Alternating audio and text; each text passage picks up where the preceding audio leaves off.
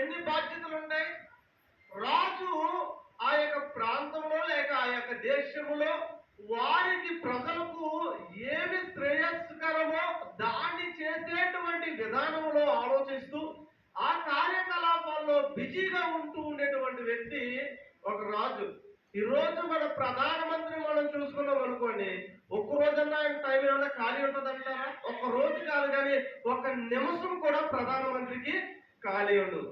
ఈ రోజు ఏం చేయాలో వారం క్రితమే ఆయన యొక్క షెడ్యూల్ అంతా కూడా ఏమైపోతుంది, ప్రిపేర్ అయిపోయి ఆ షెడ్యూల్ అంతా ఫిక్స్ అయిపోయి దాని ప్రకారమే ఆయన నడుస్తూ వెళ్ళాలి. అంటే ఒక దేశానికి నాయకుడిగా ప్రధానమంత్రిగా ఉన్నటువంటి ఆ యొక్క వ్యక్తి యొక్క జీవిత విధానము లేకపోతే ఆ జీవిత గమనం ఎలా ఉంటూ ఉందంటే, ఖాళీ లేకుండా ఒక్క నిమిషం కూడా తీరిక లేకుండా దేశం కోసం పని చేయడానికి తన షెడ్యూల్ ఏమవుతుంది, ముందుగానే ప్రిపేర్ అయిపోతూ ఉంది. అలాగే రాజుకు కూడా ఖాళీ లేకుండా తన యొక్క ఆ జీవిత విధానము లేకపోతే రోజు చేసేటువంటి విధానము ముందుగానే ఏం చేయబడుతూ ఉంది, ప్రిపేర్ చేయబడుతూ ఉంటారు.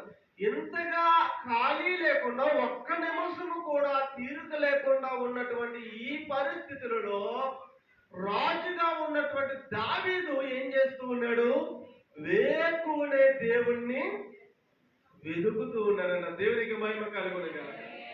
వేకువ జామునే దేవుణ్ణి ఏం చేస్తూ ఉన్నాడు, వెతుకుతూ ఉన్నాడు. వేకువనే ఎందుకు దేవుని వెతకాలి అంటే ఫ్రెష్ మైండ్ తో ఉంటాం కాబట్టి, క్లీన్ హార్ట్ తో ఉంటాం కాబట్టి.